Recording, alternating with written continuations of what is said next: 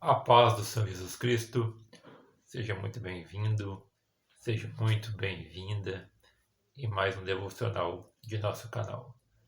Desde já agradeço a sua atenção e meu muito obrigado por ter você aqui comigo. Hoje vamos continuar estudando Gênesis 1:1, enfatizando a palavra Deus, Elohim em hebraico. Nos dois vídeos anteriores, nós começamos a falar sobre Deus, Elohim, enfatizando que Deus é criador, depois Deus como rei, e hoje vamos falar de Deus como juiz, Elohim como juiz.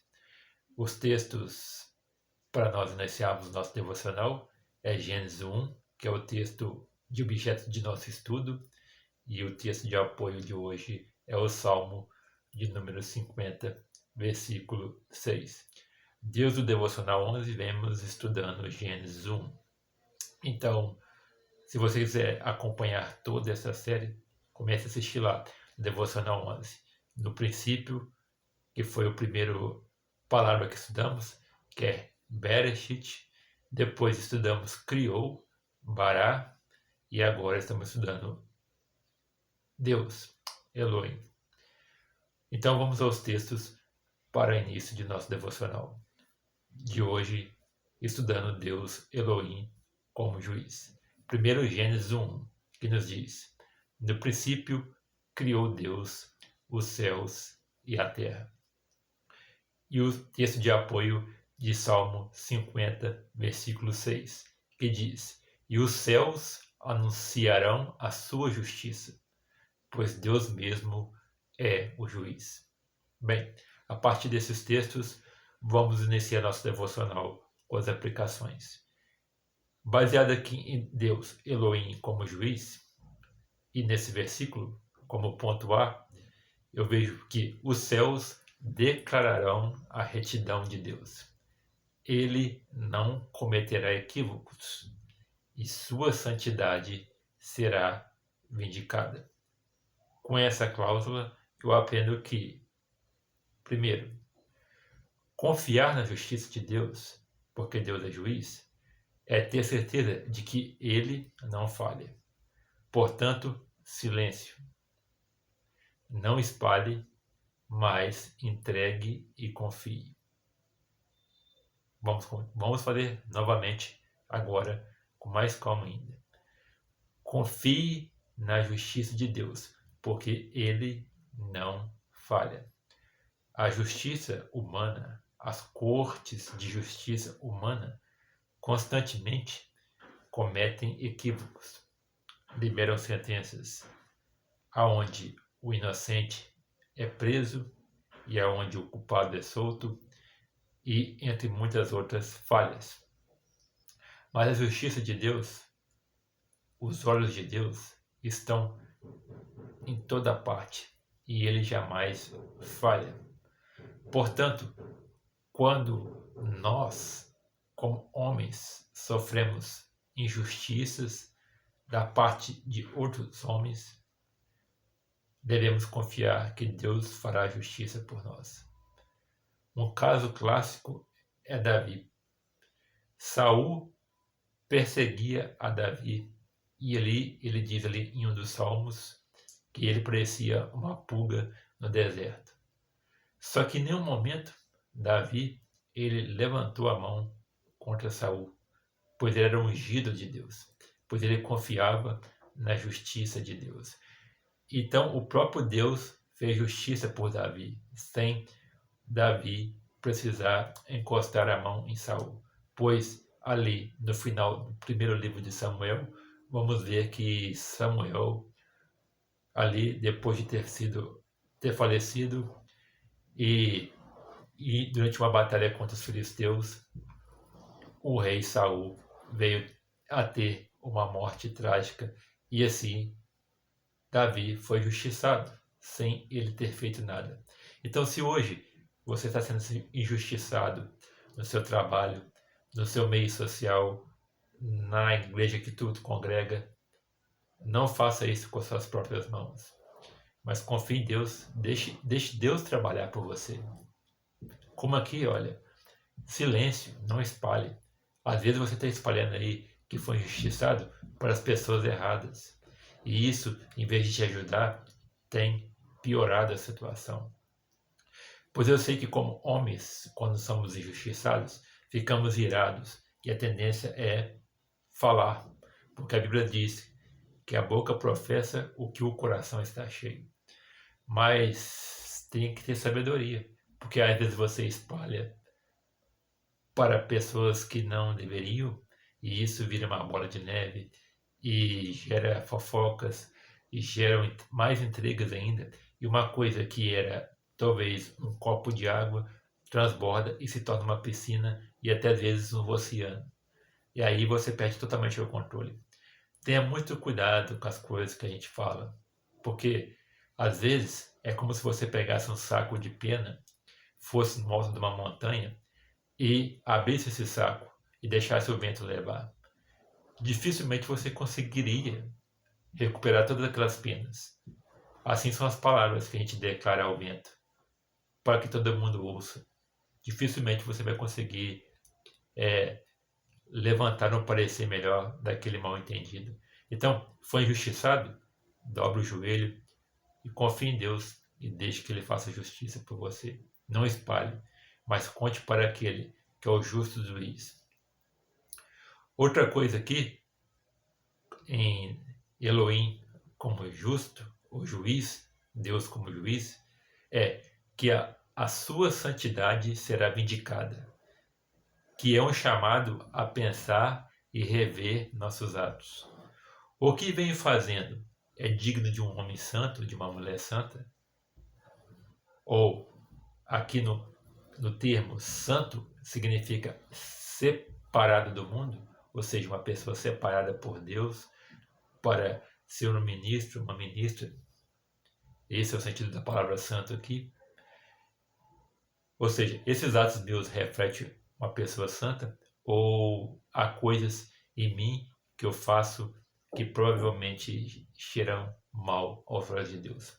Reflita sobre cada ação que você faz no seu dia a dia. Eu sei que nós somos falhos e vamos pecar, mas tem coisas que podem ser evitadas. Tem coisas que a gente faz que não reflete uma pessoa santa, uma pessoa lavada, redimida no sangue de Jesus. Em Levítico, capítulo 20, versículo 7, vai dizer: portanto, santificai-vos e sede santos, pois eu, o Senhor, sou santo. E ainda há outras passagens que diz: sem santidade é impossível chegar-se a Deus, ver a Deus. Então pense nisso. Hoje temos visto muitas igrejas com muitas pessoas cheias, e isso é bom, é louvável. E glória a Deus por isso, que continue assim cheias. Mas às vezes não há uma transformação. E isso é ruim para a própria pessoa, porque ela não consegue se transformar à imagem de Cristo. A igreja está abarrotada, mas não está transformada. A igreja está cheia, mas não está lavada. E isso impacta diretamente na ministração da santidade de Deus sobre os homens, sobre a igreja. E a igreja, assim, ferida por não ter santidade, não impacta o mundo em missões, naquilo que a igreja foi chamada para fazer. Então, reflita sobre isso.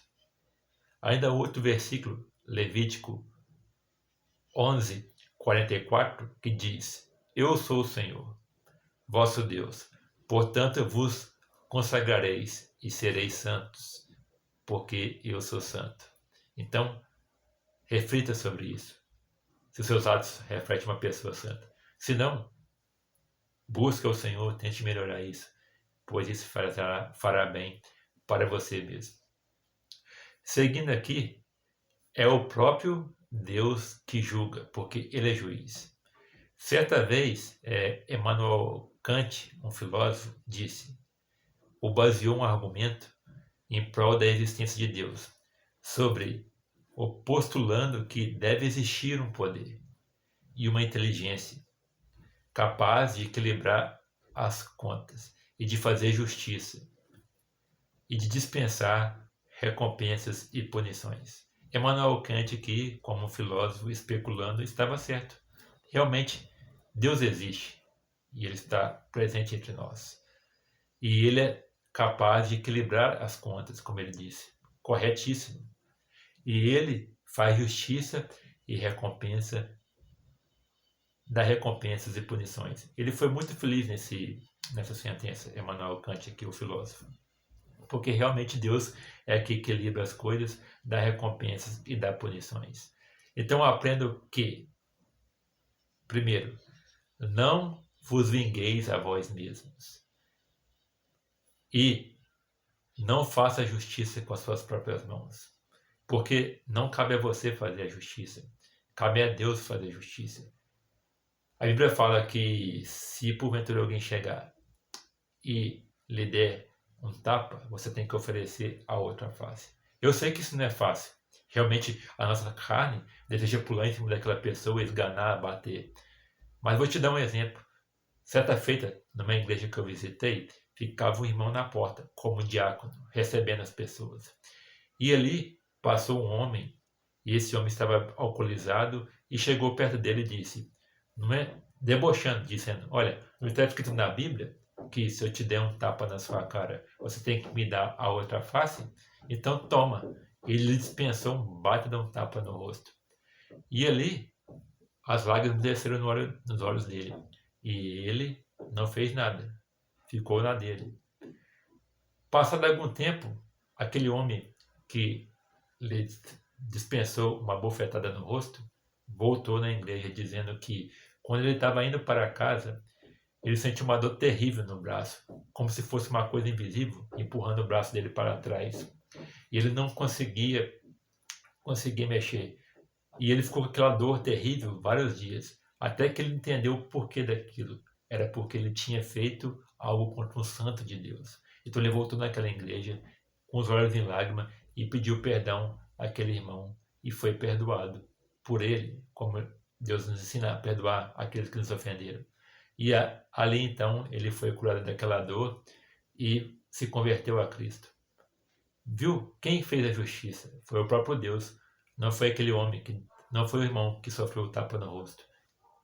Ele poderia ter dado um soco e escandalizar o nome de Jesus, mas não fez. E o próprio Deus fez justiça por ele. Então, confie e não vingue você mesmo. Esse negócio aí de você querer descer o braço nos outros, que coisa que é essa aí? De querer xingar igual os outros te xingou? Não. Deixe que o próprio Cristo faça justiça. Deus, Elohim, faça justiça por você. Amém? Então, pense nisso. Eu sei que o impulso é de partir para cima, mas não vale a pena. Olha que nos diz Romanos 12, 19. Não vos vingueis a vós mesmos, amados. Está escrito, minha é a vingança, e eu recompensarei, diz o Senhor. Seguindo aqui, é Deus quem julga, e eu não devo julgar a ninguém. Ou seja, se eu vi alguma coisa errada, não cabe a mim julgar, porque é Deus que é juiz. Pare de julgar o próximo, porque Jesus disse, tire a trava do seu olho antes de julgar. Porque às vezes o que você julga é o que você faz. Esse negócio está cheio no mundo virtual de julgar, dentro da igreja, dentro do trabalho, nos meios sociais, nas mídias sociais. E o julgador atrai o jugo de Deus para cima dele. E atrai demônios e abre brechas espirituais para que nada flua na vida dele. Repare para você ver, todo murmurador, todo julgador não prospera. E um exemplo disso é o povo de Israel no deserto, que ficou justamente 40 anos por julgar e murmurar. Então, não julgue seu próximo, porque isso atrai a ira de Deus. Então você entendeu bem. Não julgue, porque isso atrasa a sua vida. Deixa que Deus, que é o juiz, que faça isso. Se Deus sendo juiz não está julgando ninguém por enquanto, imagine nós, pobres criaturas. Então, se atente a isso. Lucas, o Evangelho de Nosso Senhor Jesus Cristo, conforme escreveu Lucas, capítulo 6, versículo 37, diz, não julgueis, e não sereis julgados. Não condeneis, e não sereis condenados. soltai e soltar fusião. Então que hoje você fique com essa palavra. E se assim Deus permitir, no próximo vídeo vamos dar continuidade aqui no ponto C e no ponto D. Hoje estudamos o A e o B de Elohim como juiz. Agora, para consagrar esse vídeo ao Senhor, curve sua cabeça e vamos fazer uma oração. Pai, em nome do teu Filho amado Jesus Cristo, te agradeço, Senhor, por mais essa oportunidade de pregar a tua palavra. Peço que o Senhor perdoe, Pai, os pecados dessas pessoas, perdoe os nossos pecados. Perdoai-nos, Pai, se nós somos julgadores. Perdoai, Pai, nossas falhas, pois somos homens imperfeitos e tenha misericórdia de nós. Ajude essa pessoa que está do lado, Pai, a se tornar a imagem do Senhor e que ela possa refletir a tua luz aonde ela for. Ajude ela, Pai, a vencer o pecado todos os dias. Ajude essa pessoa, Pai, abrindo portas, dando curas, libertações e movendo o espírito dela a ter comunhão com o teu Espírito, Pai, e que as tuas bênçãos alcancem a cada vida que aqui ouvir e que haja salvação em onde essa pregação chegar, Pai. É que eu te peço agradeço em nome do teu Filho amado Jesus Cristo. Amém e graças a Deus. Bem, obrigado até aqui por tua atenção. Se assim Deus permitir, voltaremos no próximo vídeo para continuar estudando Elohim como juiz, nos pontos C e D. E peço que se você sentiu que esse trabalho é importante, se inscreva nesse canal, dê o seu like e compartilhe esse vídeo. Um grande abraço a todos, obrigado pela tua atenção e se assim Deus permitir, nos vemos no próximo vídeo. Amém e fique na paz do Senhor Jesus Cristo.